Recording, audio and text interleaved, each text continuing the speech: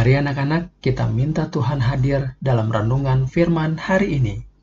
Kiranya Tuhan memberikan kalimat yang sungguh dibutuhkan, menjadikan kita semakin dewasa dan hidup berkenan bagi Tuhan. Hari ini kita akan merenungkan tentang bagaimana dunia ini bagaikan laut yang sangat luas, dan setiap kita seperti binatang-binatang kecil sampai besar yang sangat banyak. Semuanya bergerak dalam laut itu. Memberitakan Injil seperti menebarkan jala yang sangat besar untuk menangkap sesuatu dari dalamnya. Yuk segera kita ikuti selengkapnya. Halo adik-adik, yuk kita berdoa karena kita mau belajar firman Tuhan dalam petualangan kita di dalam kerajaan Allah. Mari kita berdoa. Tuhan, kami bersyukur, berterima kasih karena kami boleh terus belajar akan firman Tuhan. Sekali ini pun Tuhan, jangan lewatkan kami, namun berkatilah kami dengan pengertian dan hikmat supaya firman Tuhan mengubahkan hidup kami. Dalam nama Tuhan Yesus kami berdoa. Amin. Adik-adik, Tuhan Yesus sudah menggambarkan hal kerajaan surga seperti harta terpendam, seperti mutiara yang indah. Nah, sekarang ada perumpamaan yang lain. Mari kita lihat.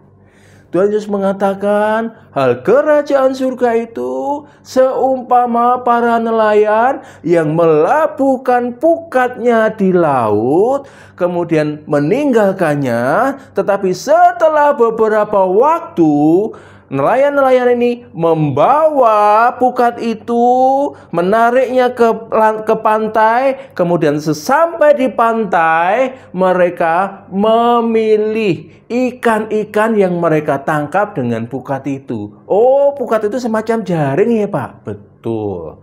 Jadi ketika mereka di pantai, mereka lihat, oh ini ikan bagus, taruh di dalam pasu. Oh ini ikan bagus, taruh di dalam pasu lagi. Oh ikannya jelek, buang.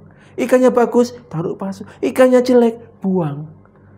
Adik-adik, ketika Tuhan Yesus menggambarkan hal kerajaan surga dengan perumpamaan ini, sebenarnya apa yang Tuhan Yesus ingin ajarkan untuk kita semua, adik-adik?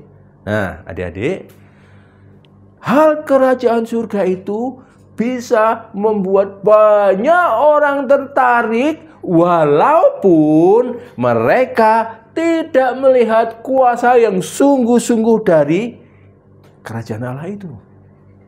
Ada orang-orang yang ingin masuk ke dalam kerajaan surga. Kenapa? Karena mereka ingin hidup senang. Aku ingin mempunyai harta yang banyak. Aku ingin mempunyai kesehatan yang prima. Aku ingin mempunyai hal yang menyenangkan diriku. Adik-adik, ada orang yang mengatakan, kalau kalian menjadi warga kerajaan surga, percaya kepada Tuhan Yesus, maka apapun yang kamu minta akan dikabulkan. Kamu minta apa? Harta, Tuhan kasih. Kesehatan, Tuhan kasih. Minta apa lagi? Minta kedudukan, Tuhan kasih. Ada juga yang ingin menjadi warga kerajaan surga karena melihat kuasa. Oh, bisa membuat mujizat. Apa itu?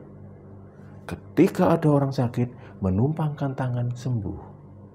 Bahkan ada yang bilang mendoakan orang mati bangkit.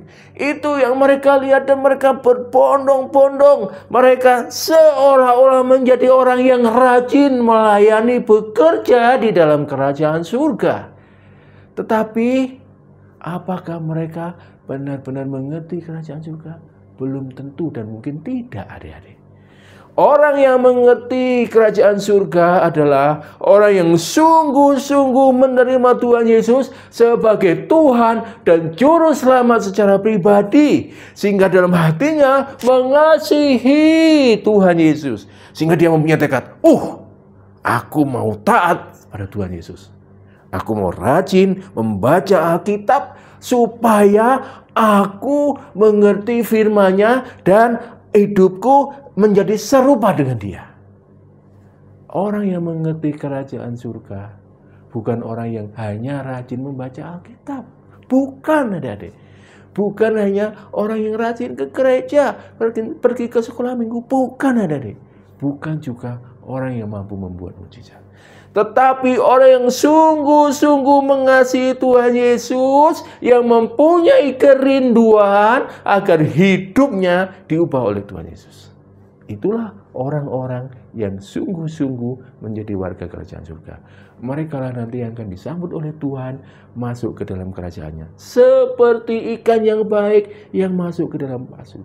Sedangkan mereka semua yang bukan, mereka akan mendapatkan penghakiman yang daripada Tuhan. Dan tidak main-main. Di akhir zaman, orang-orang yang hanya mengaku dengan mulut seolah-olah mereka mengenal Tuhan Yesus, tapi sebenarnya tidak percaya di dalam hatinya, tidak ada perubahan di dalam hidupnya, tidak mengasihi Tuhan Yesus, tidak mengasihi sesama. Mereka akan mendapatkan penghakiman yang daripada Tuhan. Dan di saat itu sudah terlambat, tidak ada orang yang bisa menolong. Adik-adik, pertanyaannya sekarang adalah, di manakah kalian? Apakah kalian sungguh-sungguh percaya kepada Tuhan Yesus? Apakah kalian sungguh-sungguh menerima Dia sebagai juru selamatmu, sebagai Tuhanmu? Itu pertanyaannya. Pak, sepertinya saya sudah menerima Tuhan Yesus. Adakah perubahan di dalam hidupmu? Pak, saya rajin berdoa. Tetapi apakah doamu hanya berpusat kepada diri sendiri, atau doamu sungguh-sungguh mendukung pelayanan Tuhan agar banyak orang juga yang mengenal Tuhan Yesus sebagai Tuhan dan Juru Selamat? Adik-adik, jika engkau di dalam hatimu belum mengundang Tuhan Yesus sebagai Tuhan dan Juru Selamat, undang Dia sekarang. Jangan sampai kita menjadi seperti ikan-ikan yang buruk yang dibuang. Orang yang seolah-olah aktif di dalam gereja. Orang yang seolah-olah aktif melayani Tuhan. Orang yang seolah-olah aktif di dalam pergi ke sekolah minggu. Tapi tidak mempunyai hati yang memenuhi kasih kepada Tuhan Yesus. Jangan. Saatnya kalian mengundang Tuhan Yesus sebagai Tuhan, sebagai Juru Selamat di dalam hidupmu. Amin. Mari kita berdoa. Bapa di surga, tolong kami Tuhan, untuk kami membuka diri kami, agar Kristus Yesus Tuhan sungguh yang menjadi Tuhan, sungguh yang menjadi Raja, sungguh yang berdaulat di dalam hidup kami. Sehingga seluruh hidup kami persembahkan kepada Tuhan. Kami menyadari Tuhan, kelemahan kami, kepapaan kami, keterbatasan kami. Kuatkan kami, teguhkan kami untuk mengikut Tuhan Yesus dengan setia. Supaya tutur kata, tingkah laku, perbuatan kami memancarkan terang cinta kasih Tuhan Yesus. Terima kasih Bapa. Hanya di dalam nama Tuhan Yesus kami berdoa. Amin.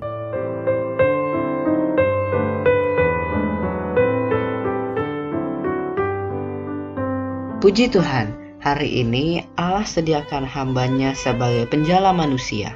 Kita juga minta kepekaan agar guru atau pendeta mengikuti perkataan Kristus dalam menebarkan jala supaya tidak menarik sampah atau kotoran lainnya. Walau tidak mungkin hanya orang benar yang ada dalam gereja, namun kita tetap harus berdoa dan waspada. Ya benar, akan tiba saatnya pukat itu menjadi penuh dan diseret ke pantai. Disitulah terjadi pemisahan antara yang benar dan yang jahat. Inilah yang disebut masa penghakiman Allah. Tepat sekali. Mari kita serius mohon anugerahnya dan bertekun dalam firman yang besok sampai pada Matius 13 ayat 51 sampai 52. Waspadalah.